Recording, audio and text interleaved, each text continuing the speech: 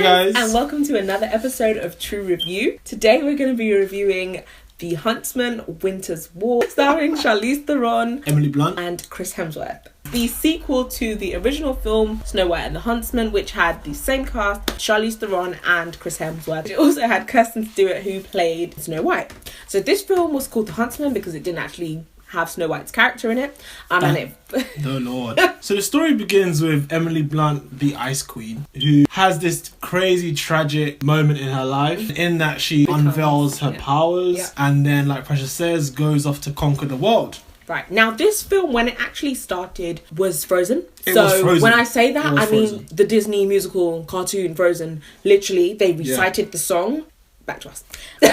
It then went on to add another character, another famous Disney character we know, Brave. It was a little girl with a bow and arrow, Ginger. And then she spoke. And guess what? She was Scottish. She was what? Scottish. Now, I said that in an Irish accent. You know why I said it in an Irish accent? Because I can't fucking do a Scottish accent. You know who else can't do a Scottish accent? Chris fucking Hemsworth. This is the second movie I've watched where he has attempted to do another accent other than his own. Yeah. And it's been really bad. Terrible. Really bad. He should just stop. Just stick to Australian. Australian or English. British? He can get away with American, actually. No. Isn't he American in Thor? No, he's British, man. Haha, amateurs. You guys are petty. No, he's definitely British in Thor. They're obviously based in a time where the area is colonised by Scottish people because everyone there is Scottish. But his accent is just so really bad. Charlie Theron. I'm gonna call her Charlie.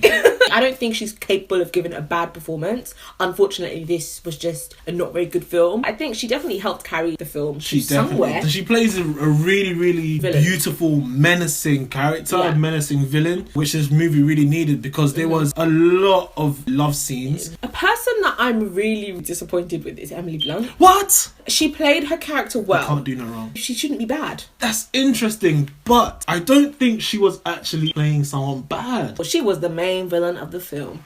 It was the classic, like, oh, she's evil, but she's not really evil. They did the same thing with Loki in Thor. Was he not a villain? He got heart too. It was just broke.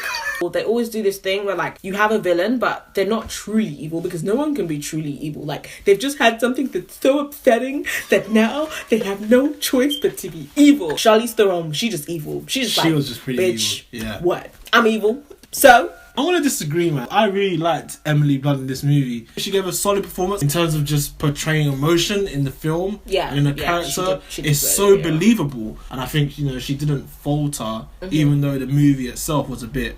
The movie itself was very flat. I wasn't really connected to any of the characters. I feel like I'm a bit too old for this kind of film now. It's supposed to be like an adult's version of a kid's film. If you compare it to something very similar, which is Once Upon a Time, the TV show, Once Upon a Time is very dark, very sinister. Like, as an adult, you actually enjoy it. I think a big problem was it jumped a lot. In the beginning, they were kids. 5 seconds later, they were like teens. And another 5 seconds, they were adults. Yeah. And then 10 seconds later, they're in love. There wasn't any character development. So I just didn't care about anybody. Chris Hemsworth's character was so annoying. I didn't understand why they're about to enter some crazy moment in the film and he's smiling. It just didn't make sense. It didn't make sense. Jake's Fire, Jake's No Returns.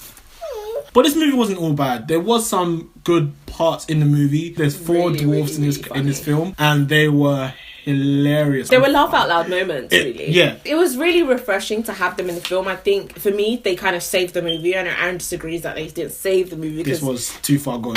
Without them, I would have completely hated it. Yeah. There's good points and bad points. There's not much to talk about. For the most of you guys, you probably watched the first one and you probably agree with me. Thank God that, Kirsten Stewart wasn't in this one. Otherwise, that would have been a disaster. But it wasn't all bad. If you are a fan of Snow White, like fairy tale, like her, then definitely watch the movie. There are some good action scenes, especially towards the end. The last 10-15 minutes was really good. And the graphics as well were really good. And on that note, I'm going to give this movie a C-. It was just decent. I'm going to rate this film a 5 out of 10. Just average. It wasn't great. It wasn't crap. It was just kind of in the middle. There were some really good saving graces. If you have time, go and watch it. It's not something I would run out and watch. If I see it on my Netflix, I'll watch it. I wouldn't even give it a Saturday. It's definitely a Sunday after church. Sunday and Domino's. Definitely a Domino's. Definitely not a Pizza Not Pizza Hut. Like, subscribe, share the love. Thank you to everyone who's been supporting us so far. We really appreciate it, guys. True.